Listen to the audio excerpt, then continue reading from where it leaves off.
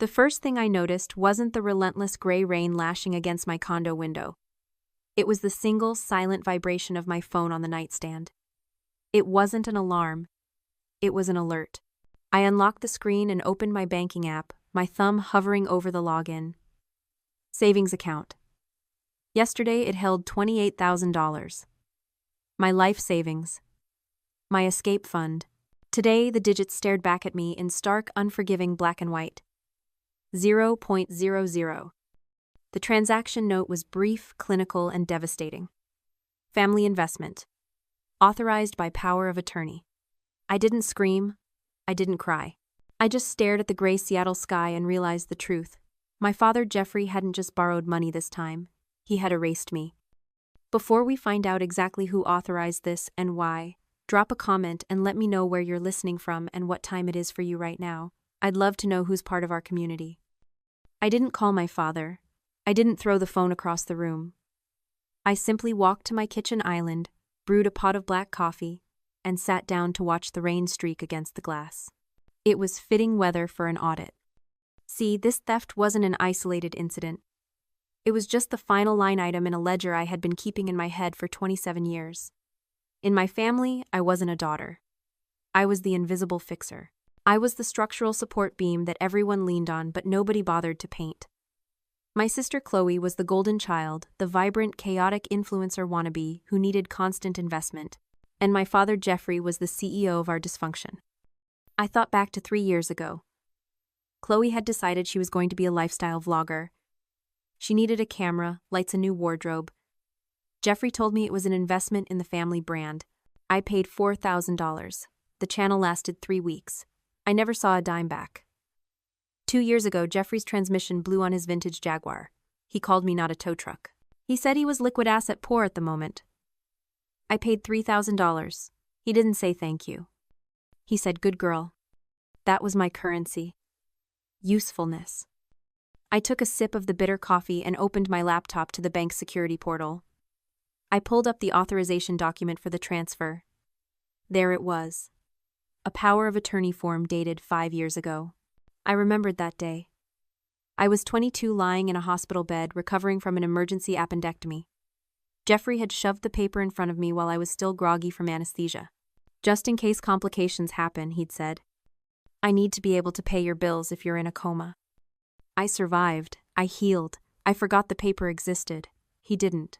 He filed it away like a spare key, waiting for the day he needed to unlock my life and empty it out.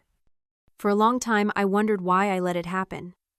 Why did I sign? Why did I pay for the camera, the car, the endless emergencies? Why didn't I scream sooner? Psychologists have a term for it. They call it learned helplessness. Imagine an elephant tied to a stake with a thin rope. The elephant could easily snap the rope and walk away. But it doesn't. Why? Because when it was a baby, it was tied with a heavy chain it couldn't break. It fought and fought, but the chain held. Eventually, the baby elephant learned that struggling was useless. It learned that the limit was absolute. So when it grew up, even though it became powerful enough to tear the stake out of the ground, it stopped trying. The rope isn't what holds the elephant. The memory of the chain does. That was me. I was the elephant. My father had conditioned me since I was a child to believe that my resources were community property. He taught me that my autonomy was a privilege he granted, not a right I possessed. I paid my rent for existing in this family with my silence and my savings. I believed that if I just gave enough, if I was useful enough, they wouldn't hurt me. But looking at that zero balance, the invisible chain finally snapped. The conditioning broke. This wasn't a family pooling resources to survive a crisis. This was a parasite killing its host. I wasn't safe. I was being harvested. I finished my coffee. The warmth didn't reach my chest, which remained cold and hollow. I wasn't going to cry about the money. Crying is for people who still have hope that the other person cares. I knew better now. This wasn't a misunderstanding. It was a declaration of war. I opened a new tab on my browser. It was time to change the locks. I sat at the kitchen island, the blue light of my laptop screen reflecting in my eyes. The digital lockout wasn't a tantrum. It was a quarantine procedure. Click. Revoke power of attorney. Confirm. Click. Freeze credit report at all 3 bureaus. Confirm. Click. Force logout on all devices. Confirm. I changed every password to a randomized string of 40 characters. I contacted the bank's fraud department and filed a sworn affidavit. I didn't ask for the money back yet. I just stopped the bleeding. It took 45 minutes to dismantle the access Jeffrey had enjoyed for 5 years. At 9:15, my phone rang. The screen lit up with the name Dad. I didn't answer. I let it ring until it went to voicemail. Then it rang again and again. On the 4th attempt, I picked up. I didn't say hello. I just pressed the phone to my ear and waited. Ashlyn, what the hell is going on with the bank portal? Jeffrey's voice wasn't guilty. It was annoyed. It was the tone of a CEO speaking to an incompetent IT department. I'm trying to transfer the remaining $2,000 to the holding account, and it's saying access denied. You need to call them. Fix it. Now. He wasn't calling to apologize for stealing $28,000. He was calling to complain that he couldn't steal the last two. I revoked the access, Jeffrey, I said. My voice sounded strange to me, flat metallic like a recording. You did what? The incredulity in his voice was genuine. Undo it. Immediately. We are in the middle of a crisis. Chloe's business investment went south. The creditors are not waiting. It wasn't a business investment, I said. It was online gambling debt. I saw the transaction codes on the statement before you hid them. It's a liquidity issue, he shouted, the facade slipping. She's your sister. If we don't pay this off by noon, they're going to garnish her wages. Do you want her reputation ruined? Do you want this family destroyed over a clerical error? I listened to him rant about family unity and sacrifices, and suddenly it all made sense. I realized why he could do this without a shred of remorse. It's called the trap of normalization. In a healthy family, individuals are separate trees in a forest growing side by side. In a narcissistic family system, the family is a single organism and the father is the brain.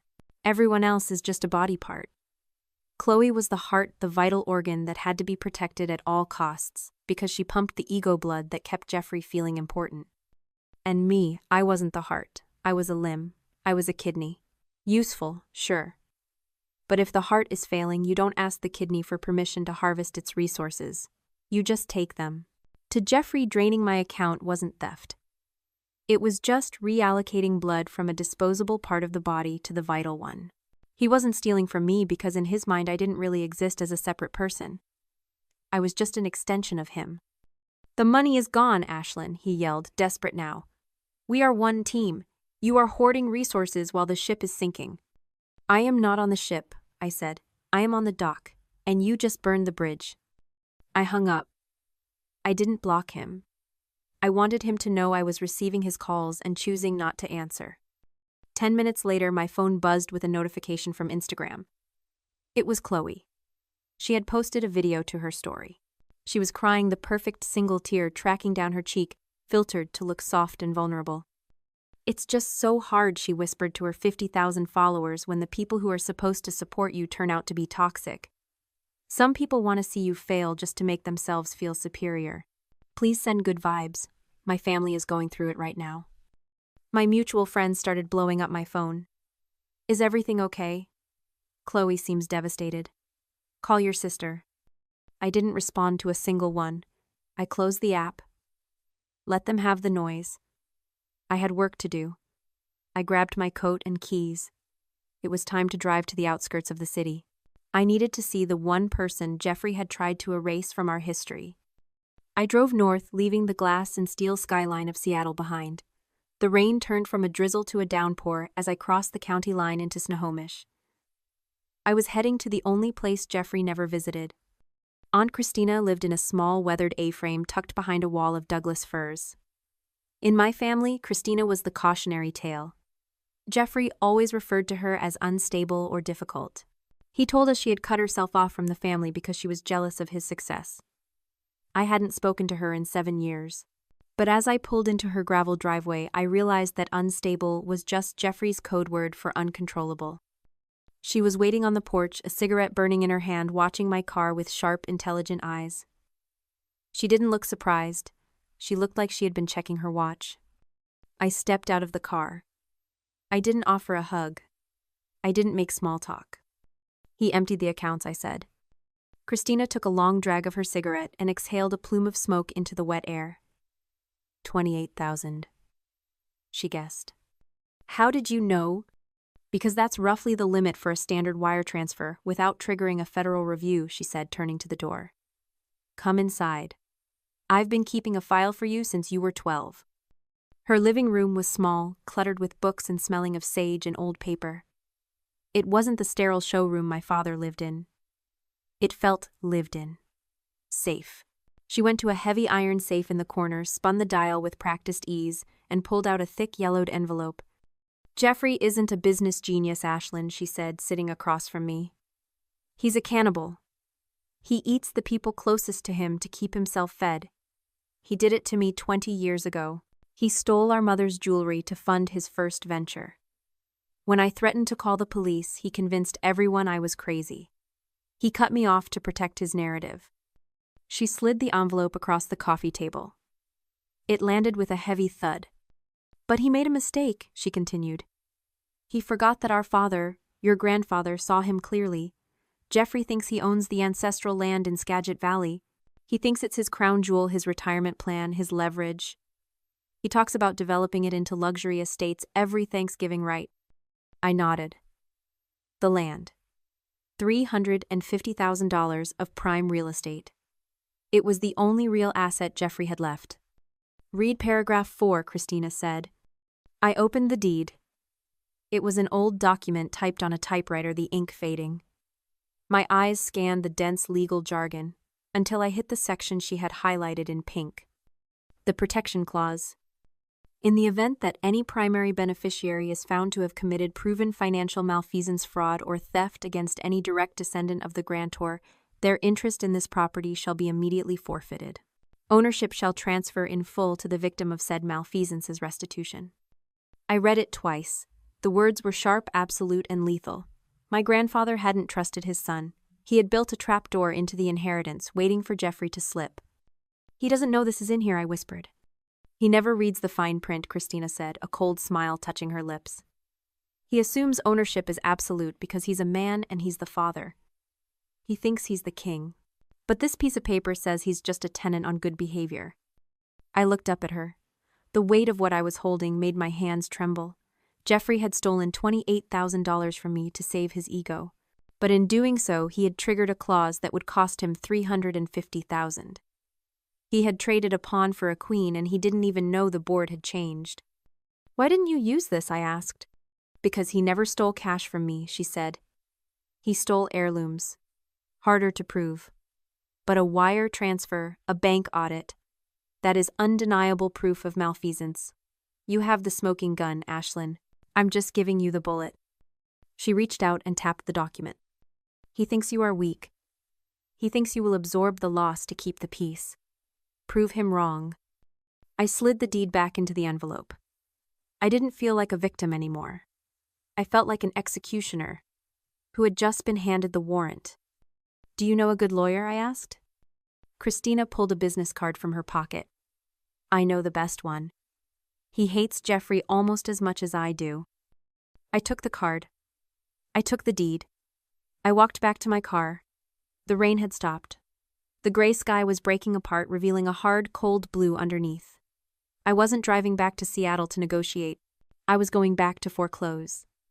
The lawyer's office was in a glass tower that pierced the Seattle skyline, a stark contrast to Aunt Christina's hidden A-frame.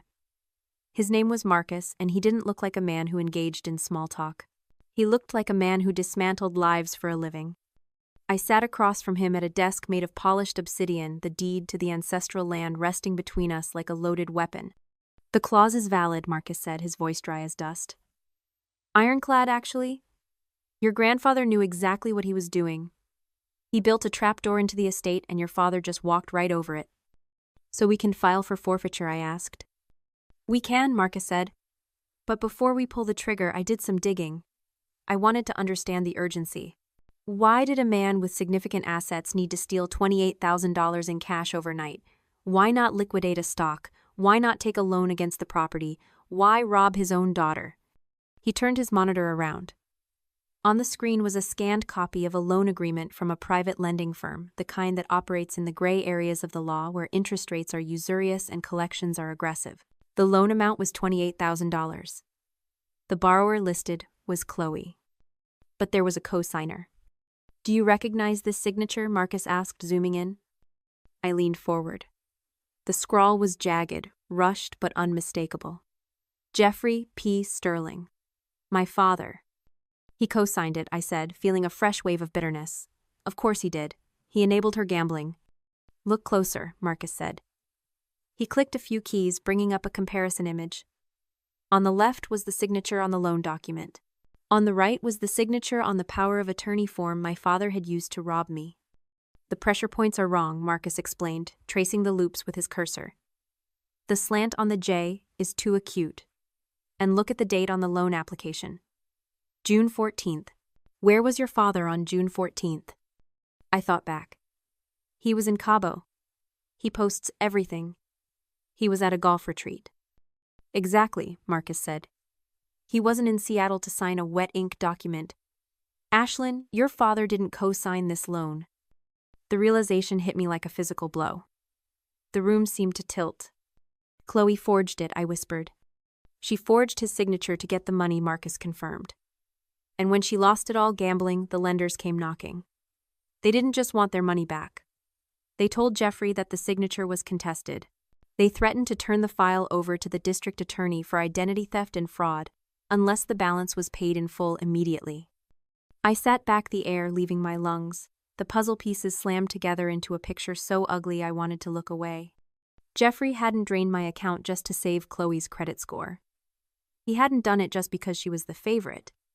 He did it because he was cornered.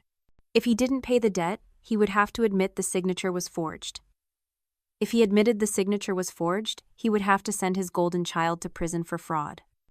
He had a choice: let Chloe face the consequences of her crime, or rob me to cover it up. He chose to rob me. He sacrificed the innocent daughter to save the criminal one.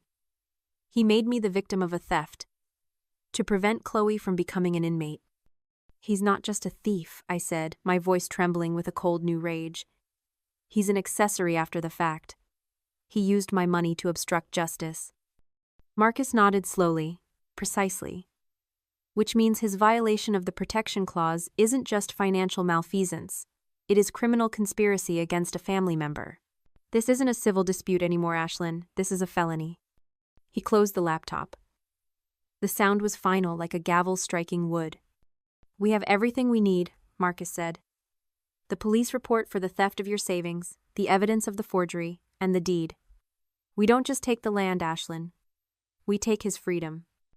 I looked at the rain streaking the window, blurring the city into gray smudges. For years, I had wondered why I wasn't enough for him. Why I couldn't earn his protection. Now, I knew. I was never a person to him. I was collateral. I was the insurance policy he cashed in to save the thing he actually loved, his reflection in Chloe. Do it, I said. File the papers. Call the police. Marcus picked up the phone. You might want to stand back, he said. When this structure collapses, it's going to be loud. I didn't stand back. I wanted to watch it fall. The elevator ride to the penthouse of the Rainier Tower was silent. The mirrored walls reflected us, Marcus in his charcoal suit, holding a leather portfolio like a weapon. 2 uniformed officers, impassive and imposing. And me. I looked different than I had 3 days ago. I wasn't the girl in the gray sweatpants staring at a zero balance. I was wearing a structured blazer, my hair pulled back. I looked like an auditor arriving for a surprise inspection. We stepped out onto the plush carpet of the hallway. Jeffrey's door was mahogany polished to a shine that probably cost more than my first car. I didn't knock. I let the officer do it. 3 sharp, authoritative raps that echoed like gunshots. It took a moment. Then the lock clicked. Jeffrey opened the door, a glass of scotch in his hand, wearing a cashmere sweater. He looked annoyed, expecting a delivery or a neighbor. When he saw me, his lip curled into that familiar sneer. Ashlyn, he sighed, not even looking at the people behind me yet. Finally came to your senses. Look, I'm willing to forgive the little tantrum with the bank portal, if you... Then he saw the badges. The color drained from his face so fast it looked like a physical effect, like gravity pulling the blood into his shoes. He stumbled back a step. "What is this?" Jeffrey Sterling, the lead officer, asked. "We have a report filed regarding the unauthorized wire transfer of $28,000 from the accounts of Ashlyn Sterling." "That's a family matter," Jeffrey sputtered, his eyes darting between me and the police. "It was an internal transfer, a misunderstanding." "Ashlyn, tell them." I didn't say a word. I just looked at him. I looked at the man who had taught me to ride a bike and then taught me that I was only worth what I could pay. "It is not a misunderstanding," Marcus said, stepping forward. He handed Jeffrey a thick stack of papers. "This is a formal notification of civil action." Civil. Jeffrey laughed, a high nervous sound. "You're suing me for what emotional distress?" "For forfeiture," Marcus said, "pursuant to the protection clause of the Sterling family deed." Jeffrey froze. He looked down at the papers. He saw the highlighted text, the same text Aunt Christina had showed me. "You committed financial malfeasance against a direct descendant," Marcus explained, his voice devoid of pity. "Under the terms of your father's will, that action triggers an immediate forfeiture of your interest in the Skagit Valley property. The ownership transfers to the victim as restitution." "You can't take the land," Jeffrey whispered. "That's my retirement. That's worth $300,000. $350," I corrected softly. Market value went up. "Ashlyn, please," he said, and for the first time in my life I saw real fear in his eyes. Not anger, terror. "You can't do this. Over 28 grand, I'll pay it back. I'll find the money.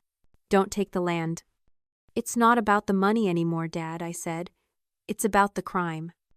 "I didn't have a choice," he yelled, backing into the foyer. Chloe appeared in the hallway behind him, wearing a silk robe, looking confused. "Dad?" "Who is it?" she asked. Jeffrey spun around, pointing a shaking finger at her. The golden child was about to be smelted down. "It's her fault," he screamed at the officers. "She forged my signature. She took out the loans, I had to pay them off, or she was going to jail. I was protecting her. Arrest her." Chloe stopped cold. Her mouth fell open. The betrayal was absolute. The family organism was cannibalizing itself right in front of us. The brain was sacrificing the heart to save the skin. "Dad," Chloe whimpered. "She committed fraud," Jeffrey shouted, desperate to shift the narrative. "I was under duress. I shouldn't lose my property because she's a criminal." The officer stepped past him. "Ma'am, is that true? Did you sign the loan documents?" Chloe looked at Jeffrey, then at me. She saw the ruin in his face. She saw the cold indifference in mine. She realized there was no safety net left. No Ashlyn to pay the bill. No Jeffrey to cover the lie. She started to scream. It wasn't a word, just a sound of pure entitled panic. I watched them turn on each other, bickering and pleading, their perfect facade dissolving into a puddle of accusations. It was pathetic. It was necessary. Marcus touched my arm. "We're done here. The process servers have delivered the notice. The police have the confession on body cam." I turned to leave. Jeffrey lunged forward, grabbing the doorframe. "Ashlyn," he begged. "We are family. How can you bankrupt us like this?" I stopped. I looked back at the man who had drained my future while I slept. I looked at the sister who had forged a signature and let me pay the price. "I didn't bankrupt this family, Jeffrey," I said. The words felt like granite. "I just balanced the books." I walked away. I didn't hear the elevator ding. I only heard the sound of my own footsteps walking away from the wreckage, steady and sure. The legal dissolution of the Sterling family estate was quiet, efficient, and absolute. It didn't happen with a bang, but with the scratch of a pen and the stamp of a clerk. Jeffrey fought, of course. He hired a cheap lawyer who tried to argue that the protection clause was archaic, unenforceable. But Marcus destroyed them in summary judgment. The evidence of the forgery and the theft was irrefutable. The judge didn't just grant the forfeiture. He issued a restraining order against Jeffrey and Chloe for harassment. The ancestral land in Skagit Valley, the crown jewel Jeffrey had lorded over us for decades, was transferred to my name on a Tuesday. By Wednesday, I listed it for sale. I didn't want the land. I didn't want the history. I wanted the liquidation. It sold in 2 weeks to a conservation trust. The proceeds, $350,000, hit my account on a sunny afternoon. I sat in my new apartment, a sun-drenched loft in Ballard with floor-to-ceiling windows that faced south away from the gray storms of the past. I looked at the balance. It was a staggering number. But looking at it, I realized something profound. This wasn't just winning the lottery. This wasn't even just revenge. It was a harvest. There is a concept in philosophy called the justice of the sower. It distinguishes between two types of justice. There is retributive justice, which is about punishment, an eye for an eye. That's what happened to Jeffrey. He lost his land because he stole my savings. That was the punishment. But then there is restorative justice, the justice of the sower. This is about what you do with the ground once the weeds are pulled. For 27 years, my family had treated me like a field to be strip-mined. They took my energy, my money, my time, and my love, and they left me barren. They ate the seeds before I could ever plant them. Now, for the first time in my life, I held the seeds. This money wasn't just cash. It was potential. It was the graduate degree I never pursued because I was saving for Chloe's mistakes. It was the travel I never booked because Jeffrey might have an emergency. It was the down payment on a life that belonged solely exclusively to me. I wasn't just reimbursed. I was restored. I had reclaimed the capacity to grow.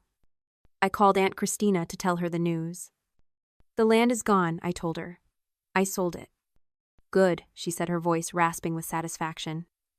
Jeffrey never deserved the dirt under his feet. You didn't just sell a property, Ashlyn. You sold the burden. I feel light, I admitted. That's what it feels like to drop the dead weight, she said. Now go live. That is the only revenge that lasts. I hung up and walked to the window. The sun was setting, turning the Olympic Mountains into a silhouette of purple and gold. My phone was silent. No demands, no crises, no notifications of theft.